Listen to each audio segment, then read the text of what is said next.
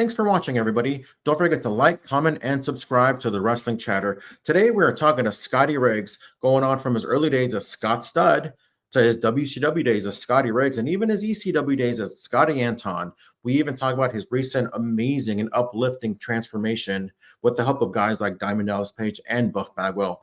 We even talk a little Dallas Cowboys for all you football fans out there. Of course, Scotty Riggs is a huge Dallas Cowboys fan, so I wanted to get his mindset and going on to this upcoming season and what's next for the Dallas Cowboys and what he's looking forward to from this upcoming NFL season. All that and so much more right about now. Scotty Riggs, thank you so much for joining us on the Wrestling Chatter. It is an honor to have you here.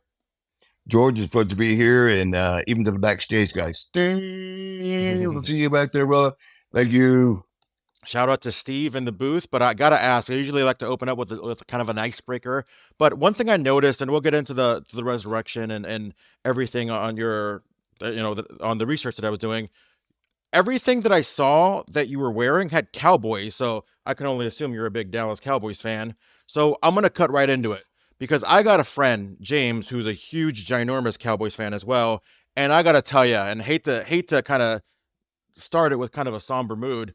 My friend was pissed off after that Packers game, and he was straight up like, "We need to fire everybody. Fire Dak. Fire Mike.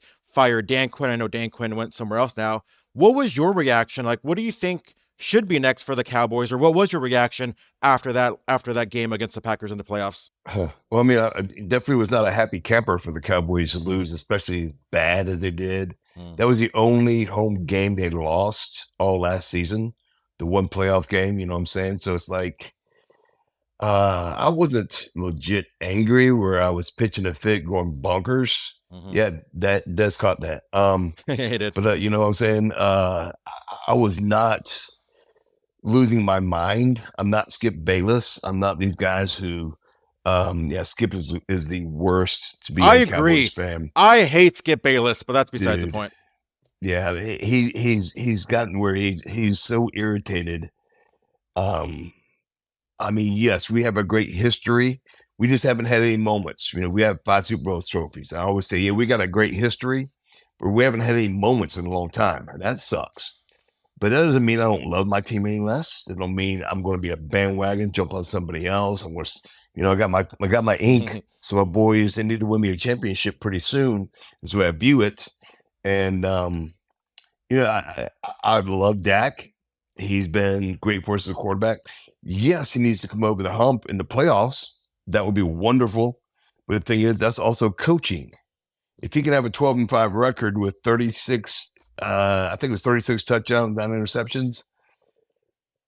He was coached perfectly during the regular season. Our defense actually let us down big time during the last half of the year last year. And it wasn't Dak. So to also pitch all the blame on Dak, yeah, quarterbacks get all the glory when we win. They should get a lot of the pain when we lose. But I find the balance. I'm not a helter-skelter kind of guy. I love my Cowboys. I'm going to cheer for them no matter what. They won me a great bet with an actor. I don't know if you guys keep up with The Walking Dead. Negan on The Walking Dead. If you follow my Twitter timeline, Jeffrey D. Morgan. Me and him have had a thing since 2018 with the Seahawks versus my Cowboys. Oh, wow. Where they beat us one year and I had to wear a Russell Wilson jersey, take a picture of it. Oh, man. This past year, we beat them, and we added a fanny pack to the bet to where he had to wear a shirt and a fanny pack. And that son gun, he went out and shot a video, probably about a 45-second video wearing a Dak t-shirt, a Cowboys like little Christmas time, cap he was wearing, and a fanny pack. So he takes off the shirt, had the wanker thing underneath, so he basically called me a dick, which he calls me anytime on Twitter anyway. It was just hilarious. So he called me that, pulls off the thing, pitches his hands into the fanny pack, pulls out a bird, shoots me a bird, and says they paid off his bet, and Riggs, next year we're going to get you and all this stuff. So my Cowboys won me a great victory there, which is just and it's a memory forever, and might last longer than the Super Bowl. Probably not. But, again, unlike your friend, I'm not going to bury Dak. He's done well for us. He just hasn't won when we needed it. And that's coaching. That's the way I view it. So upon doing research, though, and unless Wikipedia is wrong, you're from Georgia. So how did you become a Cowboys fan when you got a big Falcons territory in Atlanta? Well, I was about 74, 75. I actually started watching wrestling with my dad. I started watching football with my dad, getting more involved in sports about 7, 8 years old. My dad used to take me to the Savannah Civic Center to watch Georgia Championship, Mid-Atlantic Championship Wrestling every other Sunday, be there. And on Sunday afternoons, the Falcons were almost always the 1 o'clock game, unless they're playing somebody out west, somebody in LA, either the Rams or maybe the 49ers back then, or the Raiders, something of that sort. And then every other Sunday, the Cowboys were the 4 o'clock game. And so I started watching the Roger Staubach, Tony Dorsett, Billy Joe Dupree, the Doomsday Defense with Ed Too Tall Jones, Bob Bruni, Randy White. And once that star, Tom Landry on the sideline with that fedora, I was hooked. The Falcons were good with the grid splits, but they weren't having the wins. They weren't going to the Super Bowl. They didn't have the rivalry with the Steelers and stuff like that. So, and then the 49ers into the 90s. And so that's pretty much what hooked me line and sinker, wrestling at the same time as the Cowboys. So to me, wrestling and the Cowboys are pretty synonymous in my youth and then even into my adulthood here. Do you find yourself going to a lot of Cowboys games, whether they're in Atlanta or maybe going somewhere else to see them?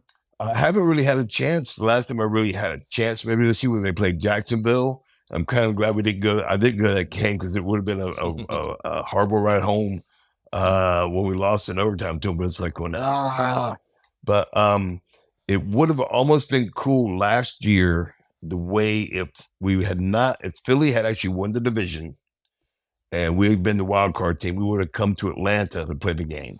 So I remember if Atlanta would have won the division. A lot of if, buts, and nuts, if to make things work that way. But could have had a playoff game to watch them play the Falcons here, which would have been a blast. Would have been easier to get tickets that way. But I've been to Texas Stadium where the hole was in the roof for God to watch his favorite team. I was able to go there, but I've not been to Jerry World yet. And so I'm waiting for the right time that it's not Jerry World anymore. It's Cowboys Stadium. You know what I'm saying? Maybe I'll get a chance to see that sometime soon. What do you think is next? Because they got rid of Dan Quinn went to become a head coach. They got Mike Zimmer as a defensive coordinator now. And what do you think of maybe that move? And also, do you think Dak should get like a big max contract like everybody's saying that he should? Well, Dan Quinn going to the Commanders is it hurts, but it also, again, Dan Quinn's defenses for the first 2 years he was there were phenomenal. Last year, they started falling off a bit. He was using safeties for linebackers. He was trying to manipulate things. That's where we're getting killed on the run. Van Der Esch went out, and he's pretty much had to retire. So I think he kind of lost his bark, his steadfastness with the team. He'll be good for the Commanders, but I mean, I look at the Eagles. They also got Wonder Boy Kellen Moore to be their offense coordinator. So we already have 2 of our former coaches back in our division now. And from what I saw yesterday, Jerry Jones basically said, well, for the past couple of years, in Jerry speak, how to put it, I've tried to give them more. We've won less with more. So this year we're going to try to win more with less. So they're not signing Dak, or they're not doing an extension with Dak. They're going to pay him like $55 million or something like that this year to play in the final year of his deal. McCarthy is in the last year of his deal, so he's a lame duck coach. We have a lame duck quarterback. CeeDee Lamb is one of our best offensive weapons. I think they're extending him, or they're giving him a new contract. Micah Parsons, you're picking up his 5th-year deal. And the coolest thing about Micah Parsons is the night that he got drafted, I followed him on Twitter about maybe 30 minutes after he got drafted. I looked him up, found him, followed him, and about maybe an hour or 2 later, he followed me back. So we got a young stud that hopefully we will be with the Cowboys for a long time, that I've been interacting with a few times here and there. I didn't want to bother the guy during season, especially stuff. But to me, I was like a fan going, yes. It's like Ric Flair following you on Twitter, you know what I'm saying? To have that kid follow me back on Twitter. So that was kind of very cool as part of my Cowboy memories. So I don't know. I look at what we need for the draft. We need to draft 2 O linemen and 2 linebackers. The rest will fill in holes with what we have left in the draft is the way I do it. And here they're maybe looking at the defensive lineman also from, I want to say Texas or somewhere. Can't remember exactly where he's from, but a big old boy because we need somebody to stop the runs. We need a couple linebackers, maybe D linemen, some O linemen. They need a running back we got too. weapons. We got some D backs. You guys need a running back too. Running back as well. You can get a running back late in the rounds. Yeah. That might be able to find somebody in free agency, maybe if the draft don't work out. But we got the only holes we have really is the O line, our linebackers, a D lineman, and like I said, a running back. We don't need receivers. We won't need any D backs, and I think we'll be okay. The off season is usually one of my favorite times of the year, just because, the draft is always one of my favorite times. Just kind of seeing the buildup, and obviously once football season starts, and all bets are off, because it's always the ones that you least expect that ends up going all the way. So we talked a lot of football. This isn't the football channel. This is the wrestling chatter channel. So we mentioned a little bit on watching wrestling growing up, but how did you get the actual? 10 times real fast, George. I'll try. I can't even do it if I tried. You mentioned a little bit growing up watching, Mid-Atlantic and a lot of that territory. How did you actually get the bug as far as actually wanting to be in the ring, going from fan to pro wrestler? Well, going from fan to actually wrestler, I went to play college ball, Division II school out in West Georgia, which is in Carrollton, between Atlanta and Birmingham. And on I can't remember if it was a Saturday night or it might even have been a Sunday night, a couple of guys knew I was a wrestling fan. I had Road Warrior posters on my wall, stuff like that, in the dorm room. And a couple of guys were like, "Hey, we got this redneck wrestling thing, Cooch. Let's all go check it out." About 4 or 5 guys went. And there was actually a ice storm that was in the area that night. So the show got canceled, but a bunch of wrestlers were there. And the one guy that kind of looked at me, his name was Ted Allen. He wrestled by the Nightmare. He actually trained Art Anderson, Big Boss Man, Randy Anderson, referee, Ranger Ross. So he worked with a lot of guys around the Rome, Georgia area. And so he kind of took a liking to me. So we started chatting a little bit. He goes, "You look good. That's that and the other. You tell you're an athlete." And he said, "Every Tuesday and Thursday, from 8 to 10, we're down there training. And then we train Saturday before a show. And we'll see what we can do." So I actually trained for about 6-7 weeks and had my first match February 2nd of 1992 and been going ever since. And Ted actually trained me a lot in the ring, which is what they used to do. He wore a mask. So I'd help him set up the ring for shows. It was part of me paying my dues, learning the whole ropes of the wrestling business through him. And Ted actually, we get in the ring. We wouldn't talk anything before him. And he'd get in the ring and would just start calling stuff to me. We'd boom, boom, boom, boom, boom, this, that, and the other. We end up maybe in a hole where I got an arm bar or a headlock or something. And he goes, "Okay, listen to the spot and listen to the people." So we go through the spot, boom, boom, boom. And the crowd would pop. It'd end up good. There would be some fire to it. Okay, listen to this spot. He called some goofy thing that made no sense. I'm sitting there going, "Really?" He goes, "Just do it." We go through it, and it would be something that the fans would sit there and go, "What the hell was that?" They would sit there. You just could feel them going, "What was that? That made no sense. What happened?" And he goes, "You get that feel?" I'm like, "Yeah." He goes, "Remember it." And that's how he would teach me in the ring to listen to the crowd, to put spots together that you can feel the crowd go up and down. He worked the heat spot with me. He worked come back into the finish and everything. Constantly saying, "Listen to the crowd. Listen to the crowd. Let's do this. Listen to see, do they get with it? Do they not get with it?" Listen and learn that. And that's what we did for about a good 6-8 months, once or twice a week on the show here that he get me booked on. And every time we trained twice during the week. So pretty much was able to learn old school. And I think that really prepared me a lot for the WCW days and ECW days. Learned to listen to the crowd, even though it was more TV oriented as time went by. And today it's really TV oriented. It's more of the camera on you with that little red light poking at you. There's millions of people watching behind that little red light. So, that's kind of how I got transitioned from fan to wrestler. How did you get the name Scott Studd? Obviously, a fairly good-looking guy. Is that why you named yourself the Stud? No, that was Ted Allen. He Because you're a good looking guy, you're a stud, and your first name is Scott, and that's what we'll go with. You'll be Scott Studd. I went, okay, works for me. It's better, and it was just more his creative idea. It was kind of back, you had a lot of wrestling names kind of came off of, Stud, Dreamers, this, that, all these kind of different creative last names that were kind of catchy to the 90s, I guess you could say. And then how did you get into WCW? Obviously, this was during a time when Nitro was first starting, but how did that go from, being Scott Studd to Scotty Riggs? I'd actually met, I moved to Atlanta from Carrollton and was getting some bookings around the Atlanta area. And so I found out that a lot of wrestlers trained at Men Event Fitness. And so that's kind of where I went to work out. I met some of the guys, like Mark Bagwell, Cactus Jack, some of the other guys, and I actually met DDP there. And so I was a young kid, talking about wrestling and everything else. And Dallas always liked to, even back then, he was a giver. He tried to help me out, and he was like, but to help me out, I had to help him out in a sense. So I would be his tackling dummy, his dummy to toss around the ring a little bit.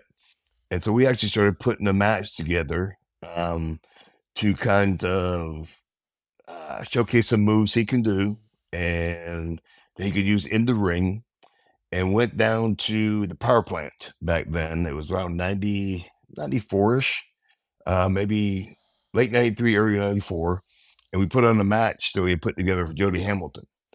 And so Jody could critique it, and Jody he looked like the enhancement talent and stuff like that. So we put a match together, and after the match, about a 20-minute match, Dallas pulls me over to talk to Jody, and Jody goes, good match, Dallas, this, that, and other, but who is this guy right here? And he's pointing to me, and Dallas goes, let me talk, Scotty, let me talk. And he just puts me over huge. He goes, this kid's only been working a year and a half in the business, this, that, and the other. And so my end, in a sense, was that tryout, not really tryout, but a match trying stuff with Dallas, was an end to getting TV spots.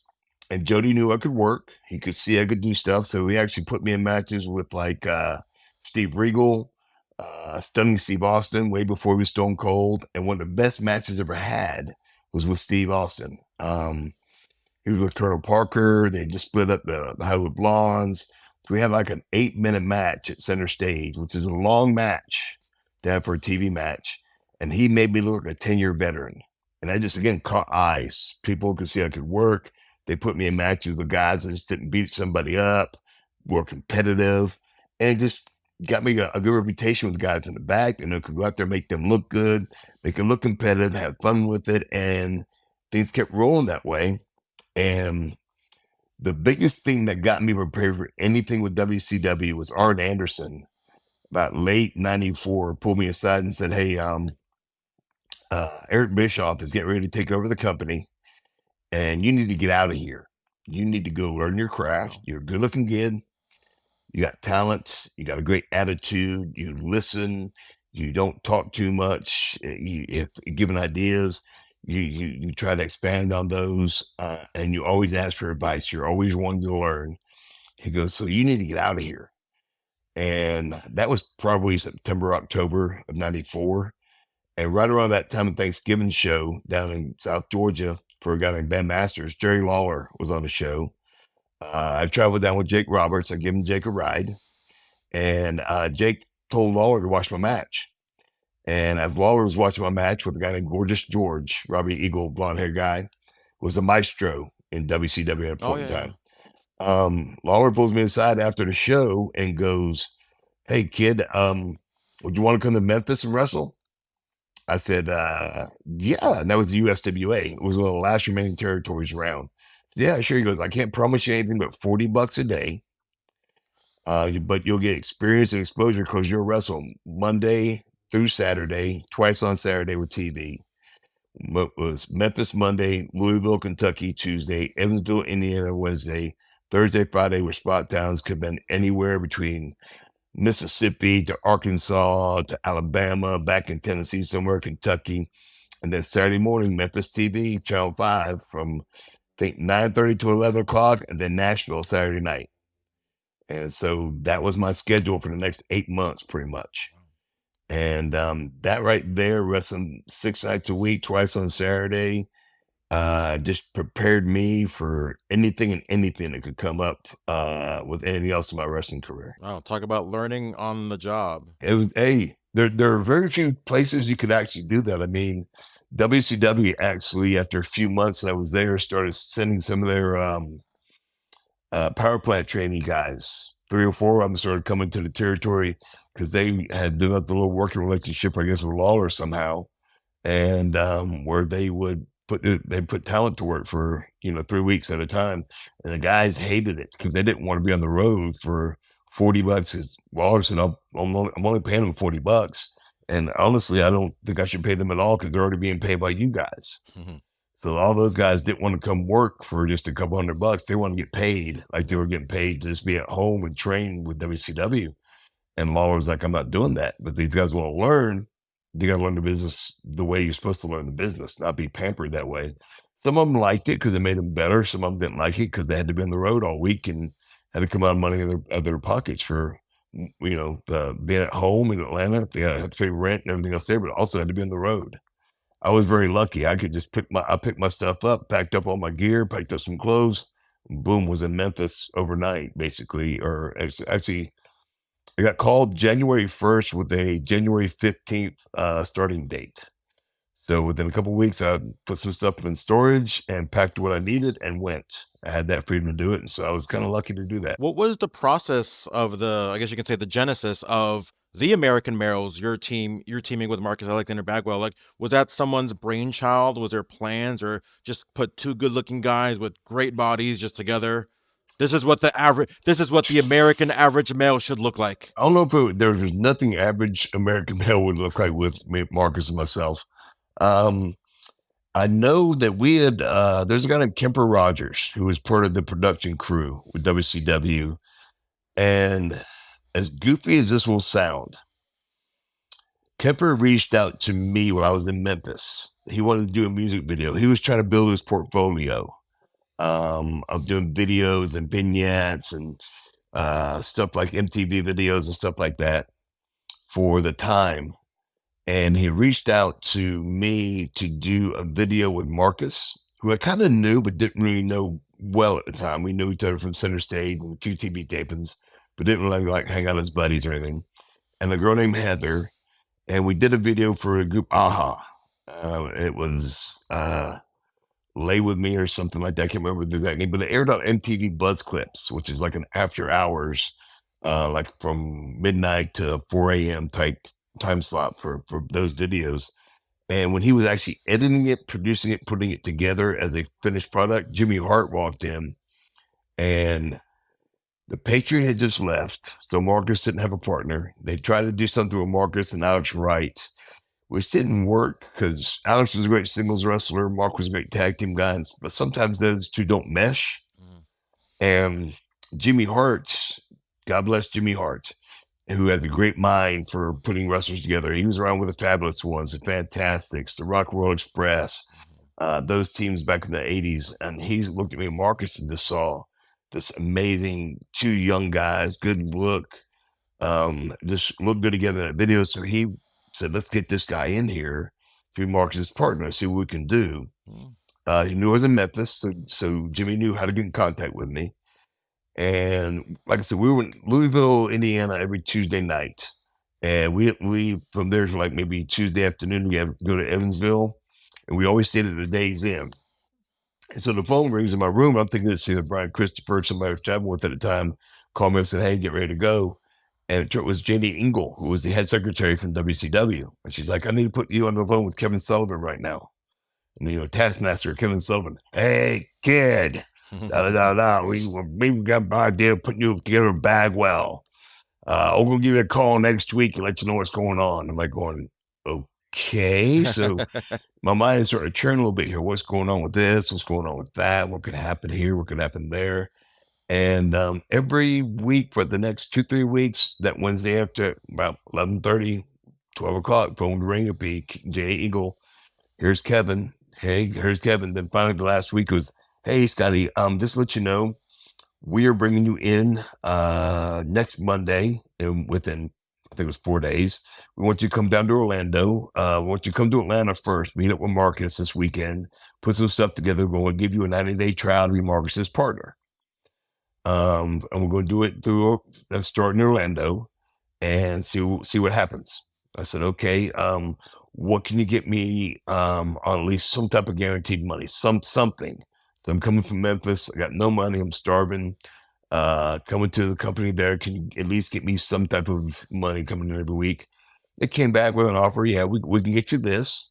Just get down there as soon as you can. And here's Marcus's number. He's expecting your call. Got down there that Thursday, hooked up with Marcus on Friday, put some outfits together. That Monday, we're in Orlando. Our first match was with Steve Regal and Bobby Eaton, the Blue Bloods. They called us the American Males because there was a fashion magazine at the time called International Male.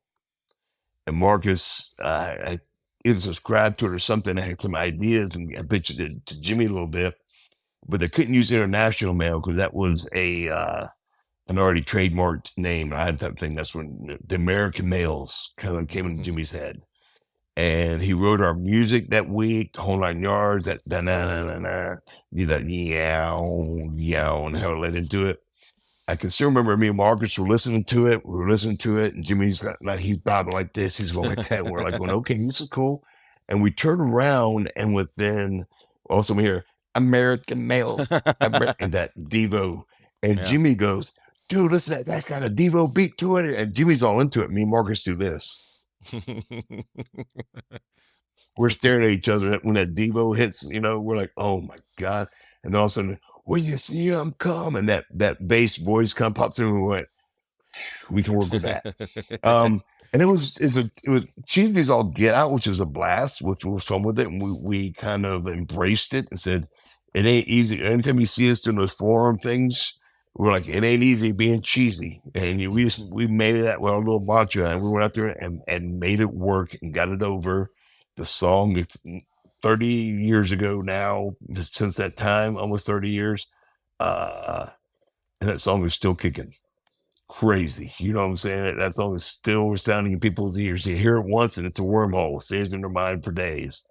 So yeah, it's one of the things that with the American Males, our tune, Whole 9 Yards, has stood the test of time thanks to Jimmy Hart. So Jimmy, I don't know if you hear this or not, but I always see him. I say thank you, because it's amazing how it stood the test of time. How does it feel having, like, let's say younger fans, maybe in their teens or early 20s, come up to you guys and be like, hey, like, I watch you guys on Peacock, on the network, and maybe they have you had maybe people in their teenagers sing the American Males theme song to you when they weren't even alive, when you guys were a thing? That is the craziest aspect of this whole thing, brother. Again, for these kids to know it's YouTube, it's TikTok, it's Twitter, all the things that somebody will put something on there and they'll catch a little fire, they'll catch a little steam, and they hear it. And again, whether you're 15 years old and heard that song for the first time,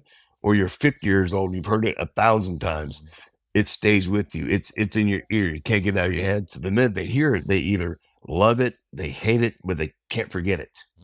And again, that's more kudos to Jimmy Hart for, again, I will always give him kudos. Just creating that tune, that sound that has, it's crazy how it works. It's crazy, man. I don't know too many other people's music other than maybe Hogan's Real American or something like that that really stands, that people can hear it, and they know exactly who it is, and they don't mind hearing it until it drives them crazy. So you guys went your separate ways, and then you joined the flock, but you don't have to answer this if you don't want to. Was the eye injury legit? For a shoot, God's honest truth, I could not see out of that eye for pretty much the entire time I was in the flock. I had no depth perception. I was legally blind in that eye. The patch, was to cover up the look. That was I don't know if you're a Kurt Russell fan, but Snake Plissken, Escape from New York, Escape from LA, those movies kind of with the eye patch, that's how I patterned my look after. And that was, you find something that's a little niche that people might identify with. That's kind of what I went for with that look right there with Snake Plissken. So watching But yes, Nitro, it was a legit blind in that night. because I was watching Nitro, at the time when Raven gave you that drop toe hold, and of course I was like this trying to be like the smart nerd that thought he knew everything about wrestling, and I was like, man, like Scotty Riggs is really selling it really really well. Like what a great sell, and obviously like you did get hurt, but also like that was still a really good sell as well. Well, believe me, my parents were watching. My mom and dad. My dad recorded everything, Hmm. every one of my matches, Saturday nights, nitros, everything. And they let's see, we were in I think we were in San Diego, or either San Diego or San Jose. I think San Diego for that nitro. So 5 o'clock our time, 8 o'clock there. When that happened, it was still 7, 8 o'clock at night when I get a call from my mom or dad. Are you okay? What's going on? I'm like, don't worry too much. I'm okay. Got a little big flash of light. Something Hmm. happened, da da da. But I'm okay. I'm not this, I'm not that. There's nothing to be terrified about right now. So, your parents are across the country. You don't want to traumatize them. So you tell them you're okay. Tell them everything else later. As things develop, there's a big soreness, big red spot in the eye type thing. Yes, I'll tell them later, but right now I'm talking to them on the phone. I'm Hmm. okay. Nothing to Yeah. worry about. Don't worry. I got to walk around 2 feet. My hands work. I got 2 ears still and one mouth. So I'm all good. Was there a plan That for way the they, flock? that way they didn't worry.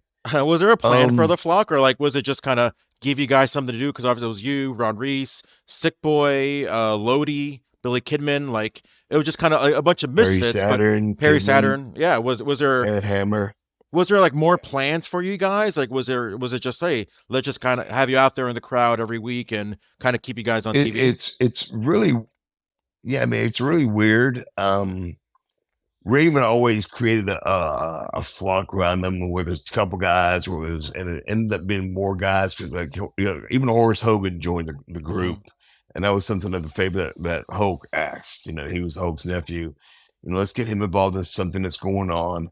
And we were like the NWO was killing it back then. They were phenomenal, but they were the cool heels, the cool bad guys. Well, the flock, we want to be hated. We want nobody to like us. We had a few niche that liked us and stuff like that.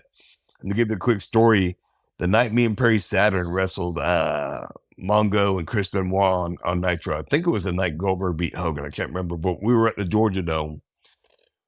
Raven hops over the rail, DDT's Benoit. We sneak off, with the win that way from cheating, like bad guys are supposed to do. We cheated to get the win. And we were supposed to slide down the aisle and head back to the dressing room. Van Hammer, of all people, decides to lead us back up to the crowd where we came down. I mean, we are getting punched, kicked. People are throwing right hands Wow. at us. I mean, we are fighting our way to get back out of there. And that's how much heat we had. Like when the NWO was going through there, they were getting pats on the back. The When two Paige went to sweets the and crowd, pats on the back, the two sweets. We were fighting our way wow. because we had beat up we beat 2 to 4 horsemen, Mongo and Hmm. Benoit. That was not supposed to happen for the flock. So the fans were angry at us, which I'm kind of glad they were because they always the booking committee, all those guys, the office saw our reactions and stuff like that when they watched back the replay of it. They saw the reaction we were getting. They saw us fighting our way, so they appreciate what we were doing. But I mean, there was mixed type of stories that we were supposed to be having. Some kind of happened, some didn't, and it was always that thing of like, are there too many factions? Then you start having the NWO, Black and White, the NWO Wolfpack, and there's this you have Barry Windham with the rap is crap, and the two I can't remember the rapper guy now, but has No Limit Soldiers. Hmm. So all these little factions, Conan, his guys, all kind of started developing at times. So we were kind of sitting back, to stay in a storyline and to stay with the cameras on us. It was Raven was like, well, we need to, fight amongst ourselves and kind of dissolve a little bit for us to still be on camera getting stuff. So to have a continued storyline, we went to the Free the Flock, genre, that type of thing. And Kidman was getting good to have himself. He didn't need to flock anymore. Lodi was kind of coming into his own a little bit. Saturn would have been much better on his own also. Raven kind of needed a few guys to be the flunky. He's not the big group anymore. So Raven was kind of doing his thing with Mortis and those guys with Canyon. So everything started to develop every little other angle, every other little direction. I actually wanted to keep the eye patch, the flock looking gimmick, the Snake Plissken thing. And Terry Taylor of all people, when I sat down with him and gave the idea, Terry goes, "Nah, we want you to be a good looking guy again." I'm like, "Dude, I can keep the iPad." Nah, we don't worry about that. And they're like going, I even presented some stuff to him and he went, "No, we want you to be a good looking guy again, but being like a narcissist guy. We want you to do a mirror thing. Something like Lex was doing. Blah, blah, blah." You know, I went, "Oh God." You know, I just, why? Here's something that nobody else is doing with the eye patch. We should do this. No, we want to do this. I'm going, okay. And it's kind of heat I had with Terry. Not really heat, but it was heat where I don't mind sharing this story because to me it's hilarious because I ended up I got the hooray out of this thing. We were coming back from Vegas on the flight from when the Nitro was out there. And we're all on a red eye flight, like 4:00 in the morning, get you in at 7:30, 8 o'clock the next morning here in Atlanta, and but it leaves, like I said, like at 4:30 in Vegas time, and so or maybe it was 1:30. No, we were early. It was Vegas time, but it was early in the morning, and Terry's got the window seat, or at least in the exit row. Terry's got the window seat. I'm in the middle seat. And J.J. Dillon has the aisle. I'm like going, this is going to be miserable sitting between these two guys.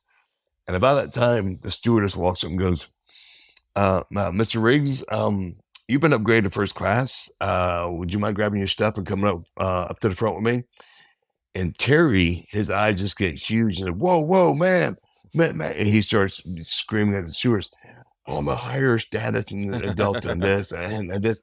I should be the next person to get the upgrade." And she goes, "Sir, his name's on the list. He's the one who got the upgrade. And would you please go with me, Mr. Riggs?" So I'm grabbing my bag. I'm like, "Ma'am, can you grab me a Coors Light too?" "Oh, sure." So you just down, I'll have your beer for you, sir. And I just grabbed my stuff, went up, and Terry was fuming, beat red. J.J. Dillon already gone to sleep. J.J. didn't care. But Terry was mad that I didn't go, "Oh my gosh, Terry, I should give this seat to you." Maybe a decade earlier, the Greenhorn rookie guy would have gave the seat up to the veteran, but at that point, it was a completely different era, and so I took my first class seat and enjoyed the flight home. And there was plenty of times after that Terry Taylor did not do anything towards my benefit, and he was mad, and he just didn't take it out on me the right way, and so I just kind of reaped the whirlwind of benefit, but also had a little tension back and forth with the man. It was what it was, but it's a great story to tell now. How a guy got mad at me over a first class seat. So it's a good story to remember now. Is that what kind of led to the departure review from WCW? Not the first class thing, but just the tension with Terry Taylor. No, not even that. It was during that 99, during that time, my contract had ended and had sat down and negotiated a newer deal, but it was only 1 year deal instead of a 3 year like I had before. And they were releasing a lot of guys that they hadn't been using. They were doing some money cuts and stuff like that. So it was a different financial time for what WCW was going through at that point. And to make a long story short, they went from offering me a contract to offer me a nightly type deal or actually it was a weekly deal, but I wasn't guaranteed, but maybe one date every couple of weeks, or maybe 2 dates every couple of weeks for, a couple grand. I'm like going, that's not going to cut it. Thanks the way I'll split. And that's when I went to ECW and had a great deal. They were Paul, even though Paul Heyman and his money, his fiscal financial balance sheet wasn't great for first part of a while. It was good, and then towards the end of them, it wasn't too good. But at least it was a chance to reinvent myself and have fun wrestling again. It might not have been financially stable, but at least wrestling wise, it was very stable. One of my biggest regrets in life was not going to ECW Heatwave just because it was on my birthday, Oh, and it was the only time that ECW was oh, ever in Los Angeles. So that will always be one of my biggest like regrets the in Olympic life. Auditorium of all Yeah, places, right? yeah. So what was your memory of wrestling there in such a historic building, and also of the match with Rob Van Dam? That was one of the most fun matches I've ever had in my life. Because the crowd was so pro RVD, it was so easy just to be me, to be a bad guy. And I'm trying to remember each and everything. I know I caused Rob's first defeat to Jerry Lynn. Finally, I think it was it was in Milwaukee at the November to Remember. I think, or maybe it was that. Maybe I think it was no. Hardcore Heaven 2000, I believe. Yeah, Hardcore Heaven. Thank you. Yeah, that's exactly what it was. But I caused him to get his first loss. And so I kind of told Rob, I said, man, your psychology, he wanted to do the tit for tat type thing for a little bit back and forth, where we come up equal, staring off at each other like this, staring off like that. I went, Rob, you should be pretty pissed. And I'm pretty pissed at you when I turned on you. You should be pretty pissed at me for causing your first defeat. So instead of starting off regular, bounce me around like a ball off a wall for a bit. And Rob went, man, that would be completely different than what I've done. I said, I just think it'd be a different way to view what's going on for this our headbutting, our clash of our personalities and stuff like that. Instead of me and you be squaring off, square on, square off, square off, go back and forth like you and Jerry did. You guys are wrestling. There's anger between us. And let's do this, do this, do this. And that's where we kind of came off with the bulldog into the guardrail, which was a good spot for me. We had other little things that were just really, really fun. Like I gave him the clap, and the audience, the crowd was all into everything we're doing. And Robert promised that he would, unveil a new move. When Rob unveils a new move, it's pretty impactful. And so the really funny part, when we wrestled each other, you had that band Terminator. We had actually wrestled each other in, I want to say, Kansas City, Kansas, or it was either Kansas City or Topeka, Kansas, on a house show. A few weeks beforehand, maybe 5 weeks beforehand, 4 or 5 weeks, and that was the first time I ever took it. And I kind of put my hands up like this to protect my face from the chair. And I thought the chair would just hit me flush, and the chair actually came down straight on my nose like this. All I remember is seeing a big flash of light, darkness for a few seconds, and I opened my eyes, nothing but red, as blood was pouring down on my face because he just basically broke my nose for his second or 3 times it's been broken. Rob's broke it, and another great memory. But so I got a nice little bend there from it. But the blood just exploded everywhere, which would have looked great on the pay-per-view. So it was almost like, man, why couldn't we have developed it there, or why couldn't that have happened there? Just to see somebody's face explode, blood everywhere for the for him, showing off that move for the first time. But fortunately, I protected myself like this, just so I didn't break my nose again. Covered my face up and said, "Well, if he breaks my arm, he breaks my arm." But I'd rather look like I got knocked out. And if you watch him cover me, I'm complete dead, dead fish, deadpan. This limp noodle that he had to drag one way to make me to be covered. And I actually had Lance Storm believe me; he knocked me out.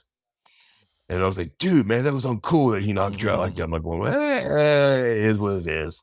But Lance believed for a short period of time until I said, nah, he didn't knock me out. That was just me dead weighting him. But it looked good because I wanted it to look as great as possible to unveil that maneuver, because it was something everyone else has copied. Kind of like Marcus, when we created the Blockbuster the night before the NWO sold out pay-per-view in Cedar Rapids. We were in the hotel room and created that move. Wow. Because they wanted something off the top rope. Mark wanted to kind of do a Rick Rude neck breaker thing. I said, well, dude, if I turn into you and you come a flip and catch me, we end up with a neck breaker move. And it was like, okay, but we kind of practiced a little bit in the hotel room, but didn't do anything until in the ring. Came time for it, boom. We had one chance, we do it one time, boom, and it worked. And he mastered it ever since then. And the cool thing is, you see the kids today are still doing it, still using it, and it's still called the Blockbuster. Yeah. So it's kind of cool we created the move. and that's still used today. And then and with the band Terminator, everyone went from Shane Douglas using it with a trash can, not Shane Douglas, Shane McMahon, Mhm. to all these people using the band Terminator across the way. So it's very cool to have been part of two different companies creating two different maneuvers, two different friends, and that they're still being done today. So kind of a nice legacy to have left a little bit, a little part of myself in that square circle that is still being shown in the light today.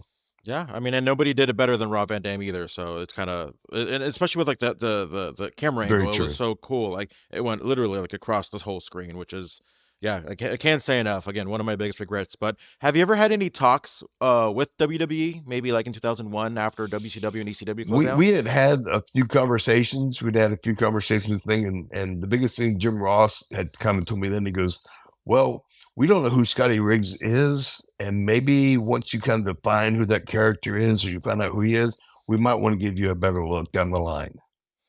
I mean, I look at it in the multitudes of ways. There really was there was American Male Scotty Riggs, there was the Flock Riggs, there was the U.S. Male and ECW Riggs with a clap. And so it was something that they might have been able to play off of with the clap thing. But it was just Jim Ross was like, well, until you can define something for us who that persona is, we're kind of interested in you yet. So I went to Japan, Germany, kept wrestling around the States and doing that for a while. And so it was like, well, it just wasn't meant for me at this time and place to be there. And even RVD was like, man, it's not a lot of fun to be there. Like we Mhm. always had fun wrestling. It became more of a different business position to be there because they wanted to do it this way, this way, Mhm. this way. WWE had a certain style they like their matches to be done in, especially for TV. So you had to learn a whole new way of doing things. So Rob wasn't always happy there, but he was happy with his paydays. Yeah. So Rob kind of just conformed and learned the way and did real well there. And some of the guys I also know conformed, learned the way, and did well there. So maybe it just wasn't meant for me to be there. Yeah, you kind of, obviously did your own thing, but we haven't really heard too much of you in the last decade or so. So literally, like I didn't know what to really expect when I first contacted you, and I kind of started doing my research, and I saw these YouTube videos, and like I cannot say enough about these videos that I saw with DDP and the transformation and just the complete resurrection of you, and I cannot. Again, I'm going to say it again and again because these videos, the redemption of you and Marcus, and as well Yes. as Yeah. everything, inspiring, motivational. Like I really had no idea about what you were up to like 2 3 years ago. I've always been wondering like, oh, I wonder what Scotty Riggs is up to. But seeing these videos, like again, I can't say enough. Like, what was that journey like from being where you were about a year and a half ago to maybe even being where you were a year ago? Part of the backstory you got to understand. For a good 10-year period, I was living on Hilton Head. I kind of in wrestling, out of wrestling, doing a few things here and there, but kind of got more into a business like started life where I was in the food business industry where I was running a couple clubs, managing them, bouncing out, and doing all different type of things that every facet of running that part was. Lived a pretty good life. My mom ended up getting ill, Mm. and Hilton Head was here. Savannah was right here, about 45 minutes away. And within a short period of time after my mom got ill, about 2016, 2017, that time frame, she needed a 24/7 caregiver. I had an older brother who lived in Atlanta. He didn't have the ability, but I had the ability to kind of pack my stuff up and move down to Savannah, move back there into the home, the family home, basically take care of my mom. My dad passed away in '04. And so basically my new lifestyle, my new investment was into my mom, taking care of her. She took care of me for the biggest chunk of my life early on. So she needed someone to help take care of her. And she got real ill for a period of time that's been about for 6 months, maybe 7 months at a time in the hospital, in a rehab facility before she actually came home because um, she had what they called C. diff, was like an internal infection. We won't get into details because it gets kind of gory. But she ended up had being admitted to the hospital with her kidneys failing, fluid on her heart and blood in her lungs. She ended up getting put in the ICU. And this is a 76, 77-year-old lady who had pretty good health, was a vibrant, living life vibrantly at that age. But still, when you have that much happen internally, it gets to be major taxing on your energy levels and stuff like that. But she went through the next couple years of her life where she would hit a 4, 5, 6 month span where she was getting independence again to her life. She was doing this. She had gained strength back. I'd help get her diabetes under control through diet and stuff. And then she'd hit her snag again, and it'd be another 4, 5, 6 months back in the hospital, back in physical therapy, then back home. Then she rebuild again, then something again. And just that roller coaster ride took a lot out of her to where November of 2020, she basically had a minor stroke. And when you have she was 82 at the time, and there's no such thing as a minor stroke. And this is also during COVID, or right after COVID, where we spent that year and a half, whatever you want to call it, pretty much isolated. I'm completely taking care of her, no break, except for maybe when she was in the hospital. I was the only person who could see her, since she had no other company but me. So that was very physically taxing on me also.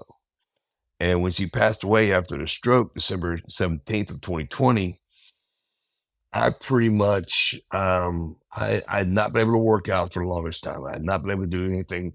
So I just become a shell of who I was. Just no energy, not working out, just a lump of clay, and pretty much just trying to regain some sort of mentality. But a lot of times it's hard to do that on your own. Regain some shred of my former self. And I just had no energy. I had all my life had been sucked out of me, giving it to my mom. And I guess nothing against my mom, so read into it that way. But it's just when you give that much yourself to somebody else and they pass away. I spent about a year and a half just trying to again find out who I was, regain something. I was doing DDPY every day, but not really working out. I was doing flexibility stuff, stretching and stuff like that, but not really working out like you should use it. And I'd come to a point in time where I pretty much just financially, all my money had gone from where I was going to make an investment in my mouth, make an investment in finding another place to live. I had a good chunk of change, but that chunk of change disappeared because I had to retrofit my mom's house into wheelchair capacity, in and outdoors, little ramps here. Redid her bathroom to be capable for her to use, that type of thing, with a wheelchair, widening doors. So did a lot of stuff to take care of the house, especially before COVID hit. And so basically redid her house, and that took a big chunk of change. And so my finances were really drained, and the house got foreclosed on. So I basically lost my house. I had a car and a cat, and I was living in my car for about 5 or 6 weeks at a time. And I had found a spot on a softball field, basically, and that's where I was pretty much had encamped and called home. It was safe at night. It was dark. Fell asleep at 9 o'clock and woke up every morning at 6:30 when the sun came up. So I had pretty, a schedule of some sort. I was trying to do things back and forth, but I was just existing. And I pretty much also come to a point where I was pretty much what's the best way to put this? I pretty much accepted my fate, where I just was not going to be living much longer, and was very suicidal thoughts, a lot of depression, and was like, well, just trying to, I was tired of existing, basically. And that's where I was at the point in my life where I'd actually gotten a text from Marcus saying, "Hey, Dark Side of the Ring is going to do my story and looking to maybe interview you for part of the show." I said, Marcus text back, "Dude, live in my car. Been there about 5 or 6 weeks. So I don't think they're really interested in interviewing me because they really got nowhere to be, nowhere to do the interview type thing." And kind of thought that would be the end of it. But maybe 15, 20 minutes later, my phone rings, it's Marcus, and we're going, "Dude, you're in your car, what?" And all this back and forth in a conversation with him. And I did not know at the time but he was at Dallas Page's accountability crib in Atlanta. And Steve Yu is Dallas's right-hand man.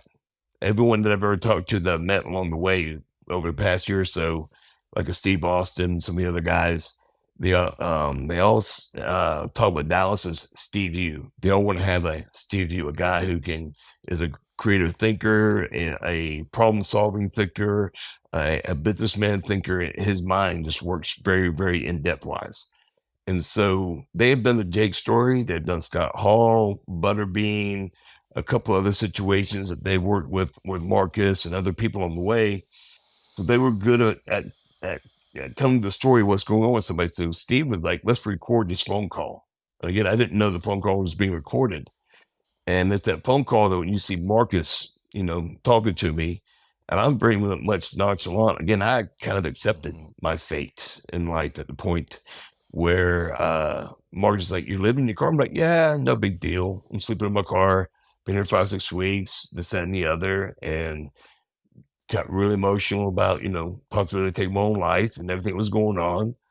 And so the one thing, if you ever do get in suicidal thoughts, don't just do like I was doing, think I can just handle it myself and just was getting ready to check out. Reach out to people, talk to somebody, especially if they call you, answer the phone and speak to them. That's basically what happened with Marcus. Marcus would not let me get off the phone. He browbeat me into submission almost, into coming to Atlanta. I made an excuse. I need tires in my car. I made an excuse. I don't have the money to make the trip up. I made every excuse, but give me a week when I get my disability in. I'll be able to have money. I'll be able to have tires. Mark was like, bullshit. I'll get money for you. I'll put some cash in your thing. We'll get tires in your car. Get up here tomorrow. So I hung out with him. And Marcus is like, he's not coming. I know Scotty. He's not going to accept this. He's too stubborn. He's too. And my thing was, I never wanted to burden other people. Everybody has their own issues that they're dealing with. So to kind of put a little bow on that part of the story is then I call Mark back and say, okay, I have the appointment at 8:00 in the morning. Get tires for my car at Firestone. And when they get done with that, it'll be about 11 o'clock, 12, and I'll head up to Atlanta. And Marcus is like, well, I'll be coming back down from Chattanooga. We'll be getting in about 7 o'clock at night. Here's the address. Accountability crib, work for you to do to get up there, but get up there. And so that was in about mid-March of 23. And so basically, from that point on, I met with Dallas, and Dallas sat down with us and said, Scotty, the only thing I want you to do to pay me back is to take this time and become the best you can be. Marcus started helping me with working out my diet. Steve Yu started helping me more my thinking process. Paige, Dallas is working out with me, doing DDPY, cold tub plunge therapy, all these little things that I didn't have before started being, lined up in front of me. Here are your options. Here's some things you can do, what you're going to do. And it rang in my ears the entire time. Dallas just saying, be the best you can be is the only way, is the only payment I'm taking back is how I want you to pay me back. And within that next 6 months, I would wake up, be the first one in the morning, up at 7:30, which I kind of was doing on my own anyway, just naturally. Cup of coffee. I do an hour of cardio and elliptical in the mornings. I just started doing it. I just said, well, now's the time for me to put the work in. And that's the biggest thing is you got to put the work in yourself. Somebody can't do the work for you. They can give you the guidance, they can give you tools, but unless you put the work in, there's going to be no results. So I started doing that. I was doing DDPY for another hour. I was doing my diet. I started eating better and was working out with Steve and Marcus at night. And so every little thing started getting put in motion, doing all the right steps. And I was in that first picture, you could tell I had no shoulders, no chest, no arms. And I was weighing 241 with a 38-inch waist. Within 6 months, plus I had no tan. I was pasty white, kind of like both of our shirts. I was, you could turn off a light and I still glow before I started fading out. So I tanned and I dropped about 3.5 inches on my waist in 6 months.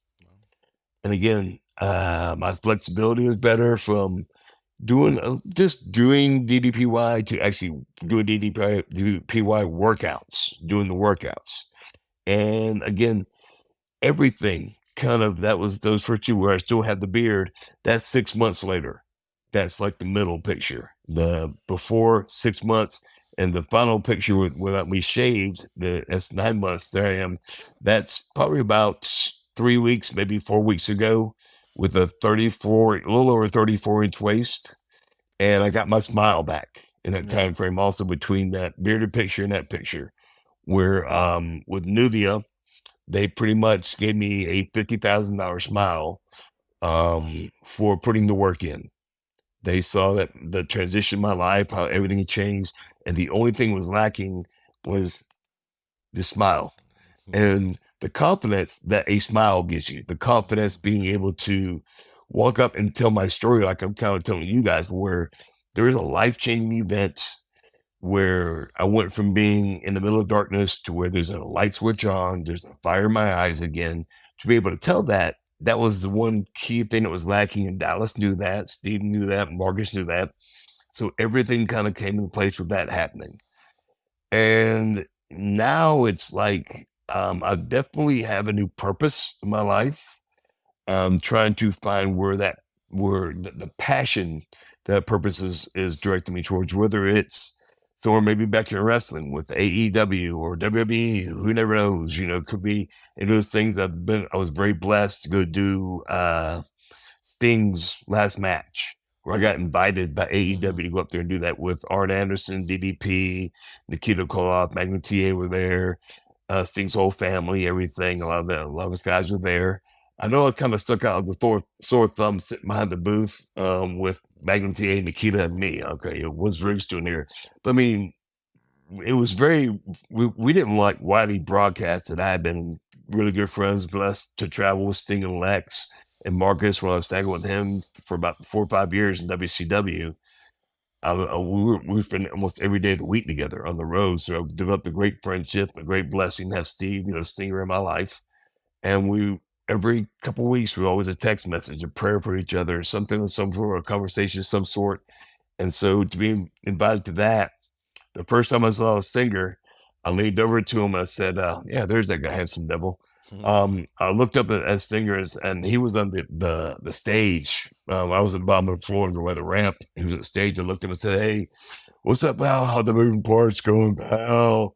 Because he told us there's a whole bunch of moving parts going on with everything. So it's might be awkward for us to actually come up. But then I got a call to come up to the show. I was actually an invited guest. And Stinger just he leans over and goes, dude, I want to tell you, I was so captivated by those videos, you and Marcus. And then the last one with you, he goes, it was about the first, me and Marcus was about 24 minutes, and then mine was like 19 minutes. He goes, I watched them from start to finish. I was so captivated, I couldn't turn away. He goes, I'm so proud of you.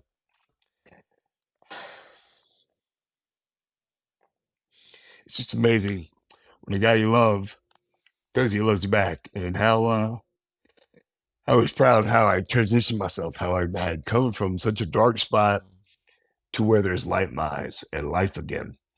And that was just give him a big hug afterwards. After that, got up the stage up to him, give a big hug, love you. And it's just been a blessing. It's been a gift given to me. It's been something that the best way I can pay any of this back is not to anybody who would help me, but more forward to anybody who's in front of me. Who's the next person who's going to need help? Who's the next person who might need an encouraging word? Who might need some advice here? Might need help working it.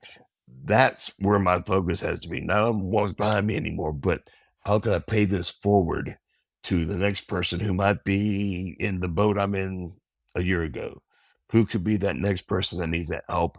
And that's again part of have a purpose in life to give this gift to somebody else that's in front of me that I can meet, I can stumble upon, and just be able to empower somebody else the way I've been empowered to do.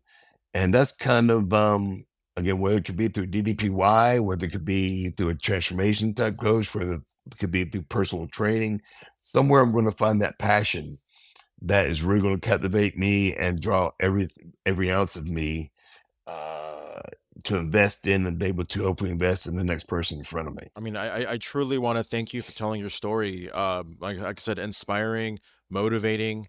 Woo! Oh my God. Like, like again, I can't say enough about all those things. Seeing just even talking to you, like, seeing you talk with so much confidence, right?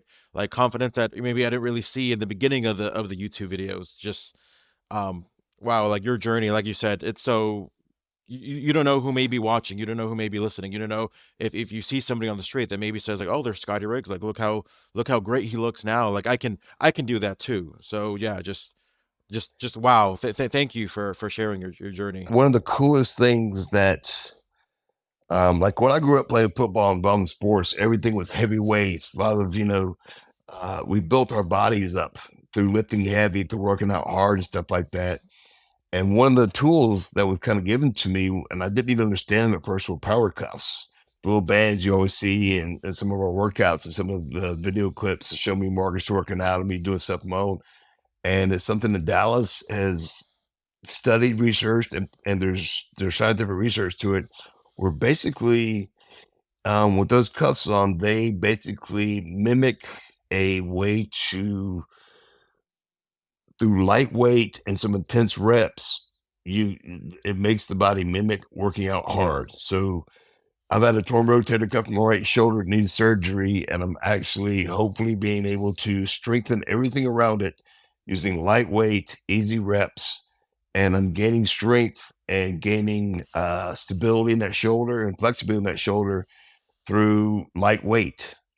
So it's not like we used to work out hard. Now we're working out smarter and using the power cuffs and using the workout program with that. And so it's another tool that I've been able to reshape my body, not only through cardio, DDPY, and diet, but those power cuffs are just another tool that, as we've gotten older with injuries, all of us get older, very few of us come up with less injuries. There you go. We always, you can just be a random basketball player or a random golfer and have an injury, or a random playing with your kids and get an injury. You know what I'm saying? That may debilitate you for a while. You use these things the right way and you use them consistently, and they will reshape your body. They will reshape yourself. And it took 6 months of using them and not even understanding what they were doing, but I saw the results. And once I started seeing the results from them, I wanted to use them more and learn about them more. And so that's one of the best tools that I have right now at 57 years old. And tanning, don't forget about tanning, where I really look good. I feel healthier.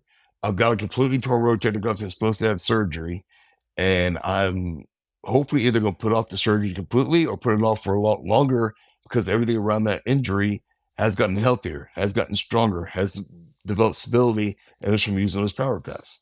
Working out lighter, easier, smarter, but getting the same results as if I was working out heavier. So it's a new tool that we have out there that people should be looking into and taking advantage of. I was very blessed to be able to have that presented to me. Just work out with them, use them, see how they change. Again, thou tell me, become the best you can be. So the DDPY, the power cuffs, the diet with Marcus, the accountability with Marcus and Steve, and then also having Dallas as the main catalyst in your ear. Dallas's voice, I hear it a lot, whether he's here or not. But it's a voice that sticks in my mind that always makes you think, okay, what's the best I can be out of this and what we're doing. And that's just going to stick with me probably forever. And hopefully we'll be able to tell somebody else where you're at right now. What's the best you can be in the next 6 months, in the next year, and see how you can challenge yourself and just use these tools we've given you and make it happen. Use this for accountability. Use this for encouragement. Use this for, those things. And then when you do get the results, pay it forward. Should be a motivational speaker. You never know, dude. You never know. I could start off doing the clap and finish off, clapping for somebody else. You know what I'm saying? That, hey, right there, that I guess I should trademark. Start off doing the clap, finish off applauding somebody else. So I have to ask before we Two let you forms of the go. clap and I have to ask before we let you go. Do you think go Cowboys. Do you think you've Go wrestled your Cowboys. last? Do you think you've wrestled your last match? I'll go ahead and quote Sting on this. You never know. You never know. I can't remember how Sting did, how he would always say it. You never know what Sting's going to do, type thing. Whatever his verbiage was. But I mean, I was able to do a match with TCW with QT Marshall, where I had Glacier, Luther Biggs, QT, and myself in an 8-man tag. That was my first match in 15 years. And if you look at Turnbuckle Championship Wrestling, TCW, if you look at their Twitter page and their Instagram and stuff like that, they have the match on there, and it was an 8-man tag. And that's my first match in 15 years. Little spot here, little thing there, had some fun, and it was a blast. So you never know. I'm not saying no. I'm saying just not right now. But you just let me get my shoulder healthier. And then I would definitely look into more matches. So there's definitely a 99.9% possibility you're going to see me in the ring again. And it'll be a nice big surprise, kind of like a TCW thing was. When QT asked her about it, it was the last thing any of us were, because we had done a bit of a photo shoot, then we had done a bit of an interview and stuff like that for about Turnbuckle Championship to get some historic context, because I was very blessed to be part of that thing with Dusty when he did it. I was his champion for like a year and a half, working with Barry Windham and Dustin Rose. I had 2 long angles of those two guys. And you know how much fun it is working with Barry Windham. Good grief, that guy was so good. And Dustin was a blast. And I got to finish off another thing with Barry. And I was having so much fun. And you never know. So I had a history working for Dusty as his champion. So they kind of brought me in. Dusty's daughter Teal was a part of it also. So I was very blessed, very lucky to be brought in to do that show. And it definitely lit a spark to want to do more. And it's just, when the right timing falls into place, everything in this world is timing. If I hadn't had that timing of a phone call from Marcus, who knows what could have happened. If I hadn't had that timing of a conversation with Dallas about becoming the best me I can be, who knows what could have happened. If that 6-month timing hadn't happened, the smile timing, there's everything's happened in this right time, in this right place, the good Lord above, a lot of prayers from Sting. Let's look at those guys who were praying for me, and just a lot of guidance, a lot of positive energy from the people who've been around. Everything is the timing of that.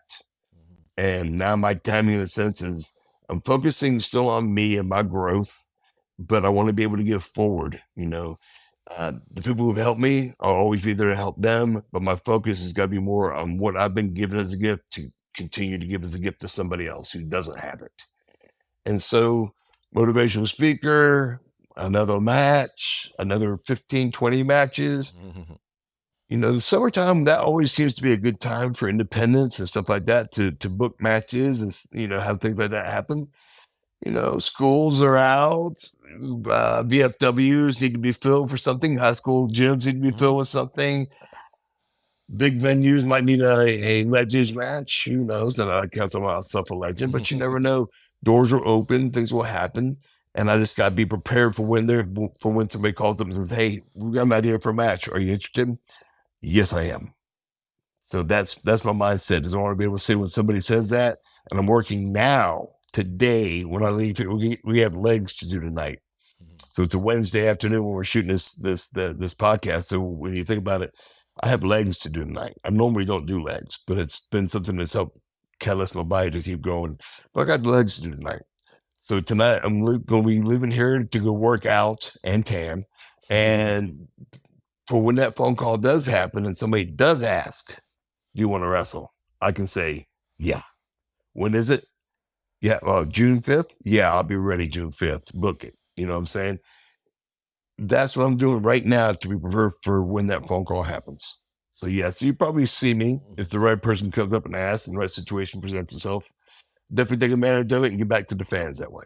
Well, I got to say, even, I've been in the ring a couple times, and even after you being away for over a decade, you still throw a better drop kick than I've ever done. So just want to tell you that.